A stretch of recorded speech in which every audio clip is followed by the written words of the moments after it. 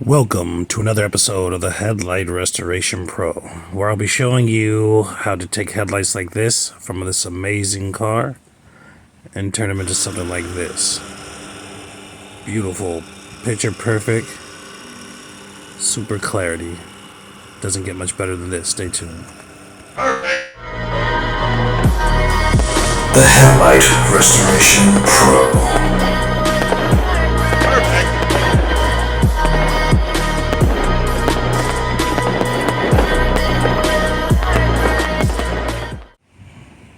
Let's get down to business.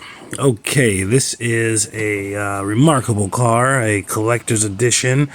It is a CTS wagon. All right, with all the bells and whistles on it, the nice big engine, sports edition. Very nice car. You don't see these every day anymore. Probably really fun, and if you had a wagon, why not be a Cadillac? Check out these unique lights that they have. They're kind of elongated in a vertical fashion. Believe it or not, fun fact about the Headlight Restoration Pro.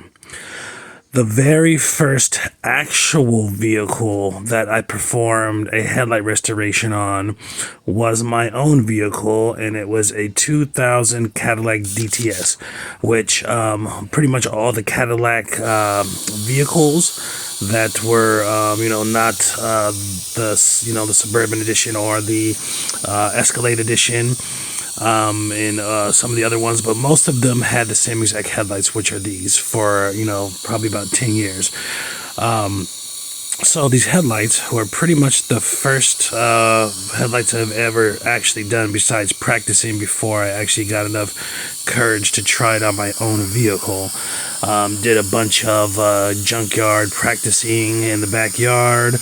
Maybe about 6-7 lights, breaking them down, tearing down things for about a month or two, and then wanted to do my own Cadillac lights, which were 2006 Cadillac DTS headlights. This is a 2010 CTS wagon.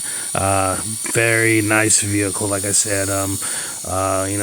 Every once in a while they make a wagon edition of a sports luxury vehicle, and they're all pretty nice. I know Audi has a real nice one. They all generally have one, and they're pretty rare. Even Acura TL has one, and it's very unique looking, and you do not see them ever. They only made so many of them. But anyhow, these are the first headlights I learned on. They're pretty much the same exact damn near. What I got going on here is this car has been sitting for multiple years, maybe 5 years or more, who knows. But the client told me that it had been sitting for a long time, and she wanted to get it back together. So the headlights have probably just been baking or whatever. I don't think they've been done before. Although this headlight surface is very difficult to get off. The top part is more worn down than the bottom part, of course, because these go better on the top than anywhere else. Could try another brand new P500, but the substance is really hard, and I think it's just because it's been extra baked on with dust and dirt and grime and just sitting in the sun. I don't think it's been done before, but I'm more than likely gonna have to be using a heavier disc for this. But like I said, you want to avoid that, or I've said in the past, you want to avoid that at all costs. If you can do 3 or under of the P500s and get away with it, that's great. But if you feel like you can't get it off with 3, you should probably just step up to the next one now. Or you'll just be beating a dead horse. In some cases, a bunch of P500s can get something off. You might throw 10 at something, it might take 10 or whatever. But some cases, it just won't. You'll run through a whole box of 25, a whole box of 50, and it won't do nothing. So you want to make a judgment call sooner or later. And even with the lighter stuff, if you can get the lighter stuff like I did here with the top half of the light, before, try to remove the whole, all the stuff with the higher grits or the stronger grits. Excuse me, they're actually the lower grits. If you can do that without having to really grind out a bunch of stuff with the P200s, 220s, and 320s and stuff like that, go ahead and do it. You'll see that on this video here. As you saw there in the corner, that's my little work shirt there. You see the Google 5-star reviews, pushing 100, solid, nothing else. Only 5-star reviews, of course, because the quality of work, the quality of this method, which you can obtain as well if you watch these videos. But as you see here, I'm really going at it here. I'm grinding, and it doesn't feel like it's doing too much for this bottom piece here. Sometimes this happens where some of it will wear off and the other will have some kind of adverse effect from the environment. They'll get super embedded, or they'll get super hardened, and it's just hard to remove, and it's hard to get off, and it'll eat up your discs. So therefore, you got to make your disc stronger by going to those lower, more powerful grades, which I should be doing here right now. Let me show you a little bit of this here. Let me show you some of this. See that stuff there? It has an adverse effect. It's all pockmarked. It's yellow. It's really hard. You can see a rigid line right there that's just fighting me with these P500s. So I'm going to cut the losses and going to go ahead and step up the game here with one of these discs here, either the 320 or the 220. Okay, right here, this is the 320 we're going to try with. Always see if you can do it with the lower, and if you can't, go up higher. Kind of want to inch into it. You don't want to overkill anything with the headlight that's, far as removing, because you're going to be having a lot of repair to do before you get to your finished product, a lot more. And you don't want to make your work harder on yourself. You don't want to have to take off too much of the surface ever at one given setting of headlight restoration. Although these lights can take probably 20 different headlight restorations, you always want to shoot for the minimum removal or the optimal removal of the degraded surface. You don't want to just sit there and, I don't care, I'll just cut this light in half. That's not the right ideology. You want to make sure that if this person, wants to turn this into a collector's vehicle and have it for another 35 years, and they're going to need, how many restorations, you want to keep that in mind. Okay. It'd be, like I said, damn near impossible to, go through a headlight or weaken a headlight enough with just this sanding. You would have to literally, I could sand this headlight with this 320 that's on here for like 5 hours and still not maybe cut a quarter of the thickness of the light off. It's just, it doesn't work that way. So you don't ever have to worry about really ever going too deep with your headlights, with headlight restoration, with the life of the vehicle, unless you're just being like stupid and doing a headlight restoration every month or something. That makes no sense. But anyhow, let's get back to my first vehicle that I performed headlight restoration on. Was one of these vehicles, believe it or not, because this is a luxury car, okay? This is in the luxury edition of vehicles, just like Mercedes, just like BMW or Acura, or certain other vehicles that are, or Lexus. They're the upper end of certain things. And you see this right now. Now going back to the P500, because the 320 knocked all that stuff off like it was nothing, even though the P500 had help. But anyways, this is a luxury vehicle, and with luxury vehicles, everything is more expensive. You can do oil change, it's more expensive. You can do your spark plugs, it's more expensive. On the 2006 Cadillac DTS I had, which was immaculate, I got everything ran through, from motor mounts to, transmissions and rear ends and, rims and all this stuff, new interiors, and, had the, aftermarket surround sound system, the subs and the, all that stuff everywhere in this car was so fixed up. The last thing I wanted to do was fix the headlights. They look something like this. And I went to 3 different places, and the first place said, no, we don't work on Cadillacs. We don't work on Cadillacs. The liability's too high. The lights are too expensive. We don't work on Cadillacs. So I said, okay. And they said they had a sign out front saying they do headlight restoration for like, 90 or $100 and some change or something like that. So they refused me, and then I went to another place, and they were like, "No, it's too far gone." And, they examined it or whatever. They're like, "No, your headlights are too far gone. You're gonna have to get new headlights more than likely, but we're not gonna work on them." So I went to the dealership, which also said, the Cadillac dealership also said that they worked on headlight restoration. Okay, and when I got there, they said the same thing. They're too far gone. There's nothing we can do. And I just felt like they're not that bad. They were about as bad as these. And I was like, they're just not that bad. I mean, I swear it can be done, right? But nevertheless, what really got me into this, of this, whole situation is when I went to the dealership, I was just like, okay, whatever, I'll just have them replaced. What are they gonna be, $100 a piece, right?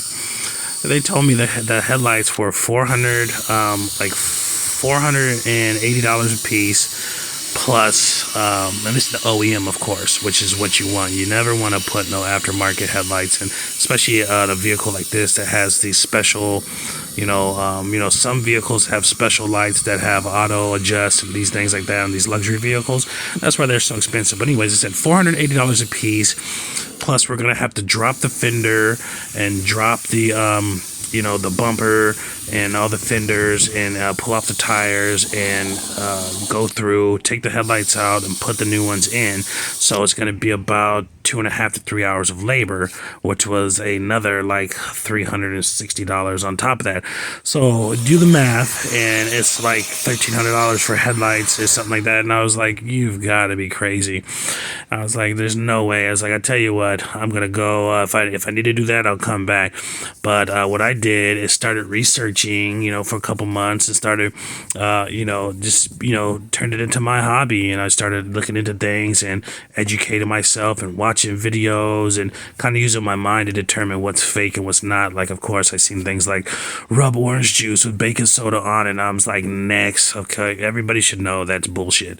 There's no quick fix like that. Put WD-40 and DEET on that shit. Next, that's bullshit as well. But just for shits and giggles, when I went, this was coming up anyways, when I went to the junkyard and I purchased about 6 different lights from different vehicles and segmented them off and for little test zones and different things like that, I tried these things. I tried these things, and they did not work. And some did have, little changes. And then I educated myself on why those changes were happening, such as the citronella oil inside of the citrus fruit it's oil.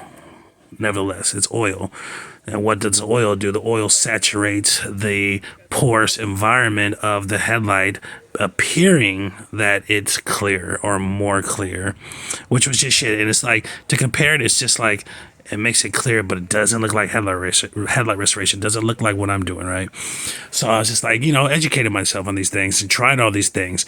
And then started trying all these kits and all these things, and just amplified off of that, and continue to do experiments or whatever, even after I finally got them. But when I got them good the first time, they were fine. Took pictures of that, wasn't satisfied. The next week I went back out there, tried it again, wasn't satisfied. All these, between all these weeks or whatever that I'm telling you, I was practicing stuff in the backyard with different lights, and I was educating myself further. I was reading, I was watching videos. I was like literally like 5-6 hours a day. It was my thing, right?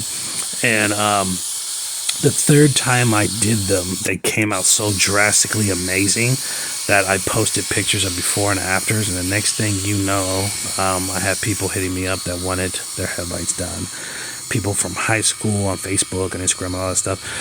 People that I haven't seen in years, but I corresponded through with Facebook and, online and stuff like that, were hitting me up, friends of friends. And then it turned into like a month and a half or 2 months later, it was, oh yeah, Nico, my sister's husband went to school with you, and this and that, and my uncle's nanny's nieces, and this and that. And I'm like, I don't even know you, and this person's calling my phone number to get headlight restoration. And then, by the end of that, I had about 30-40 headlight restorations under my belt in 2 months. So I said, let me step back and see if I can turn this into into a business, and that's how the Headlight Restoration Pro began. This is long before the Headlight Restoration Pro, of course, long before. But yeah, and ever since then, I keep the same mentality. I do my practicing, I do my studying, and I do my experimentation all the time. I'm learning something new every day. I'm learning something. Every time I do one, I learn something. And that's pretty much it. So I just wanted to give you a little background about this headlight. It's a little bit meaningful for me as well, besides just being such a cool car. And also, on this light, while you're looking at it, look at the thickness of that tape right here by the light. That's probably about 4, maybe 5 strips of tape overlapping. And then look how wide it is here. Okay, that is for safety practices. You should always do these things, okay? Because why not? This is about maybe 15 cents a tape. I buy in bulk, 15 cents of tape, 15 cents worth of tape. If anything, it's more time, okay, consuming, and time is money. So, but it takes longer to do this, but it's a peace of mind. You're not going to damage this vehicle unless you're just being stupid, okay? And I know how to fix you. I know how. That's one of the services I provide. People try to do their own headlight restoration, and they end up eating up all of their paint all around the light and stuff. I fix that. I fix scratch removals of all kinds. So I know how to fix that, but I don't even want to do that for free for myself. It just makes no sense. Why would I want to? Time is money, and you don't want to waste your time fixing something you can. But for somebody who doesn't know, who's just getting into headlight restoration, or, doesn't have a background in any kind of body work, anything like that, like how I do, and I do, all these other things I do, I wouldn't want to, this last thing I would want to do, just like how it's the last thing I want to do, is damage or make more damage that I can't fix. Okay, I can fix it, and I still do all this. So if you're not doing this here, something's wrong with your product, something's wrong with what you're doing. And sometimes you see how I just glob it on there like that.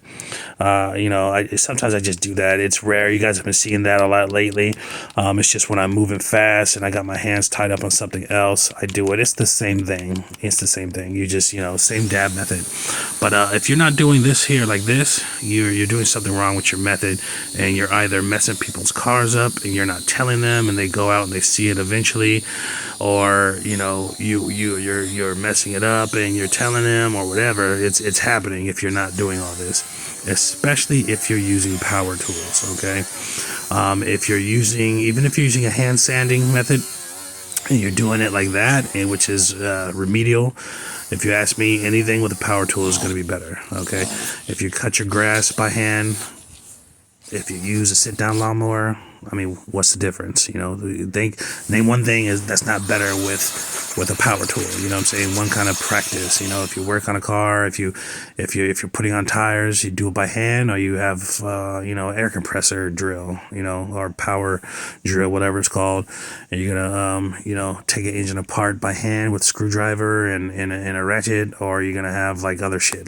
Just everything's gonna speed up and be better with a power tool. Lights like this, I'm always curious, although I know I could do it myself. I always laugh when people who do it by hand are on the internet or doing whatever, showing, hey, I do it by hand. What happens when you come into these 2K clear lights or a hard bake-on like this light?